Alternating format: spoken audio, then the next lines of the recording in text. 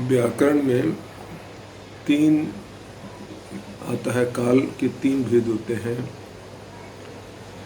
वर्तमान काल, भूतकाल और भविष्यत काल। और इन तीनों को से सफलता पाने के लिए तीन शब्द का प्रयोग किया गया है। वर्तमान को फेस करने के लिए शक्ति की आवश्यकता होती है। शक्ति दो तरह की, एक है शारीरिक शक्ति और दूसरा मानसिक शक्ति। शारीरिक शक्ति से मतलब अगर कोई आ जाता है हमारे पास और हमसे लड़ने लगता है तो हम अपने शरीर की शक्ति से उसको चाहे तो पटक सकते हैं या हरा सकते हैं। सीता जी को रावण लेके जा रहा था तो जटायु कोई फौज नहीं लाया, वो लड़ गया। मैंने प्रेजेंट को फेस करने के लिए शक्ति चाहिए, शारीरिक शक्ति चाहिए। हम आपसे कोई क्वेश्चन पूछें तो जब हम पूछेंगे उस समय आपके पास न किताब होगा न कोई बताने वाला होगा, आपके मन में जो होगा उसी से आपको उत्तर देना होगा। मन मानसिक शक्ति चाहिए, तो इसको भी वृद्धि करना चाहिए। अगर वर्तमान से लड़ना है तो शक्ति को बढ़ाना चाहिए, शारीरिक शक्ति और मानसिक शक्ति। उसके बाद से आता है भूतकाल। भूतकाल को ठीक करना है तो शक्ति नहीं, शास्त्र की जरूरत है। शास्त्र जो हमारे ऋषि मुनि लिख गए हैं, शास्त्र में क्या नहीं है, सब कुछ है। तो और ख़ासकर अगर हम देखें तो वेद व्यास का स्थान इसमें सर्वोपरि है। कितने ग्रंथ लिखे हैं, महाकाव्य काव्य, ये ठिकाना नहीं है। तो उसका अध्ययन करने से पीछे का चीज़ जो है सो खत्म होता है।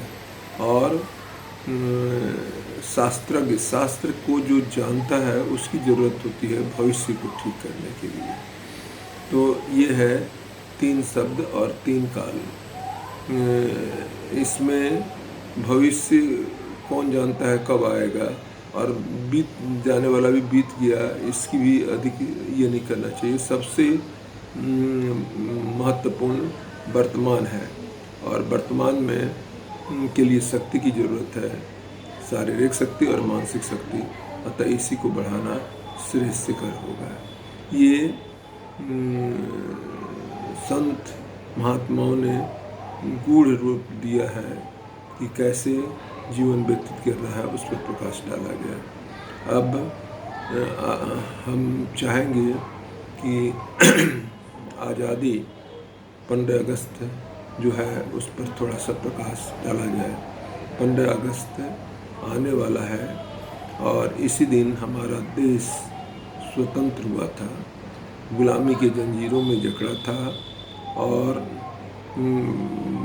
बहुत लोगों का पुरुषार्थ लगा, बलिदान गया, उसके बाद से आज़ादी मिली है। कहा जाता है कि आज़ादी के पहले 3 नाम बहुत प्रसिद्ध था, लाल, बाल और पाल। लाल मतलब लाला लाजपत राय, बाल मतलब बाल गंगाधर तिलक और बिपिन बाल, ये 3। इसके अलावा भी लोकमान्य तिलक, सुभाष चंद्र बोस, महात्मा गांधी, सरदार वल्लभ भाई पटेल, डॉक्टर राजेंद्र प्रसाद, लाल बहादुर शास्त्री, इन सब की भूमिका बहुत रही है और त्याग तपस्या के फलस्वरूप आज़ादी मिली है। आज़ादी को अक्षुण्ण रखना हम सबका दायित्व होता है। हम शान से कहते हैं, झंडा ऊंचा रहे हमारा, विजयी विश्व तिरंगा प्यारा। इसकी शान न जाने पाए, चाहे जान भले ही जाए। तो तिरंगा जो है सो हमारे शान शौकत सबका चिन्ह है और इसकी रक्षा करना हमारा दायित्व है। वैसे तो सब लोग जानते हैं कि भारत का संबंध या राज सत्ता का संबंध ऋषियों से रहा है। प्राचीन काल में जब ऋषि किसी राज्य में पहुंचते थे तो राजा अपना राजगद्दी छोड़कर उसका अभिनंदन करता था और उस पर अभिषेक करता था। ये परंपरा भारतवर्ष में बहुत पहले से आ रही है। इन ऋषियों में एक से एक ऋषि हुए, जैसे दधीची ने अपना हड्डी ही दान में दे दिया।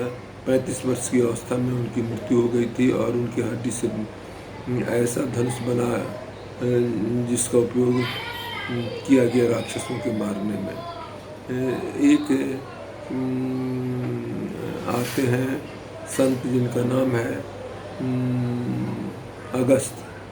अगस्त जी के संबंध में बताया जाता है कि कितने ये थे।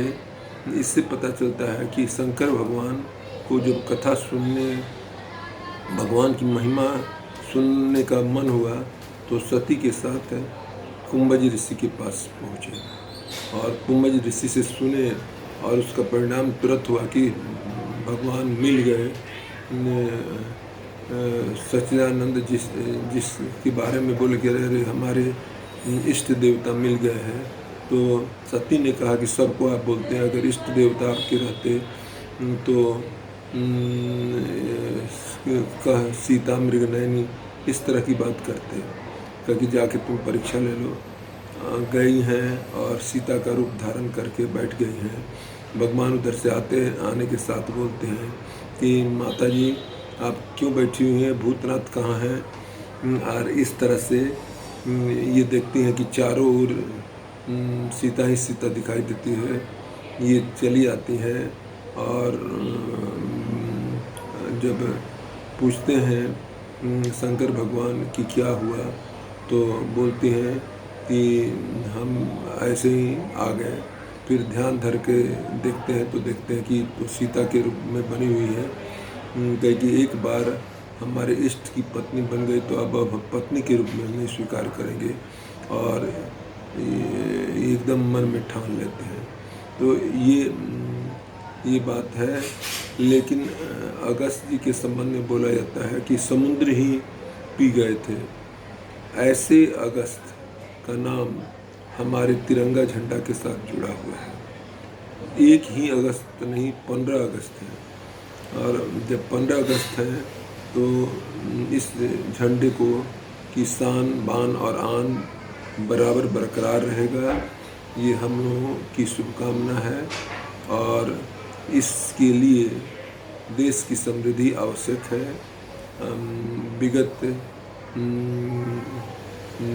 विगत काल में कोरोना से देश को काफ़ी क्षति पहुंची है, आर्थिक दृष्टिकोण से भी बहुत पिछड़ गया है, चरम सीमा पर है बेरोजगारी और महंगाई। इस सब को निपटने के लिए सबको अब एकजुट होना होगा और सत्ता के साथ मिलकर आगे का मार्ग प्रशस्त करना पड़ेगा। दिनकर जी ने ठीक ही कहा है, सेनानी बढ़ो, सेनानी करो प्रयाण, भावी इतिहास तुम्हारा है। ये तख्त अमा के बुझते हैं, सारा इतिहास तुम्हारा है। जहाँ तक कोरोना बीमारी का सवाल है, इससे शाब्दिक अर्थ निकाला जा सकता है कि किसको नहीं रुलाया। इसलिए रोना पड़ा कि यह भारतवर्ष में ही नहीं बल्कि अन्य देशों में, उन्नत देशों में, खासकर अमेरिका और यूरोपियन कंट्री में आया। वहाँ तो मृत्यु दर बहुत अधिक था। भारतवर्ष में पहले चरण में मृत्यु दर बहुत कम था। चूँकि इसमें बच्चे से लेकर नौजवान तक काल कलवित हुए, इसलिए सबको दुख दिया। 3 फेज इसका किया गया। पहला फेज में तो भारतवर्ष में बड़ी सतर्कता से और बहुत ये से कार्य हुआ और उसमें सफलता मिली। दूसरे काल में थोड़ा सा शिथिलता आ गई थी, जिसके कारण सरकार की भी आलोचना हुई, लेकिन बहुत कम ही समय में संभल गया। और अभी सतर्कता है कि तीसरा फेज भी आवे तो इससे लड़ा जाए। लड़ाई इस कदर है कि इसको जाना तो है ये है, लेकिन बहुत ऐसे ऐसे लोगों को कालकलवित कर दिया है, जिसमें अच्छे अच्छे डॉक्टर, नौजवान बच्चे चले गए। इसके देखने के बाद से बरबस कहानी आ जाती है। एक गीत है जिसमें कहा गया है कि ये कहानी है दिए की और तूफान की, निर्बल की लड़ाई बलवान से, ये कहानी है दिए की और तूफान की। इसकी तुलना तूफान से की जा सकती है।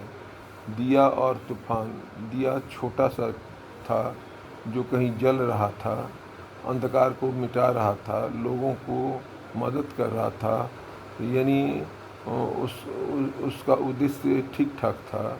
और तूफान बहुत दूर पर था, लेकिन दिए से बहुत बलवान था। वो दिया क्षण में पहाड़ और जंगल को उखाड़ देने की शक्ति रखता था। उसका दिल लोगों को मारने के लिए मसल रहा था। ये दोनों में लड़ाई हुई, और चूँकि दिया का लक्ष्य ठीक ठाक था और भगवान को मानता था, सब था, तो अंततोगत्वा दिया की जीत हो गई और तूफान हार के चला गया, दिया को कुछ नहीं कर सका। वही स्थिति कोरोना की भी है। कोरोना तूफान ऐसा आया, उद्देश्य उसका गलत था, और दिया की तरह मानव मात्र, चाहे भारतवर्ष का हो या यूरोप का हो या अमेरिका, सब लगा रहा, तो अंत में तूफान को, कोरोना को भी जाना पड़ा। तो लेकिन इससे आर्थिक क्षति बहुत हुई। भारत में तो बेरोजगारी, महंगाई और सब चीज़ काफ़ी बढ़ गया, लेकिन अब संभलने की ज़रूरत है। अब निरर्थक प्रयास नहीं करके एकजुट की ज़रूरत है, और कर्तव्यों पर विशेष ध्यान देना है, तथा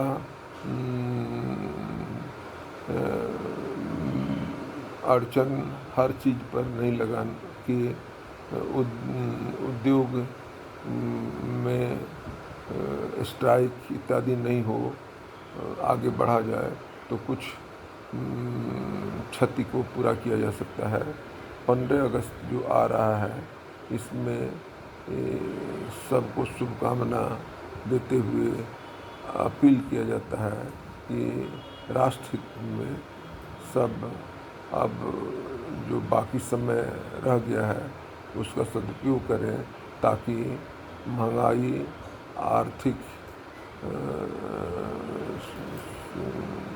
आर्थिक स्थिति और जो भी दोष आ गए हैं उसको ख़त्म किया जा सके। धन्यवाद।